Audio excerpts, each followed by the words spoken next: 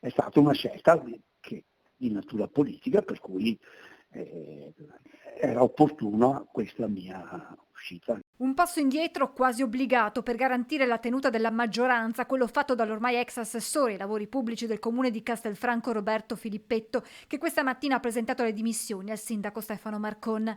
Esagerato parlare di mio sacrificio, sottolinea lo stesso Filippetto, la cui decisione è maturata dopo la fuoriuscita dal gruppo della Lega di 3 consiglieri e le voci di possibili ulteriori passaggi ad altri gruppi, situazione che avrebbe potuto mettere numericamente in difficoltà la maggioranza. Un malessere quello manifestato da alcuni consiglieri legato proprio alla figura di Filippetto. Si era creata una situazione all'interno della maggioranza per il quale la mia presenza avrebbe messo in crisi la tenuta dell'intera maggioranza, nella speranza che ci sia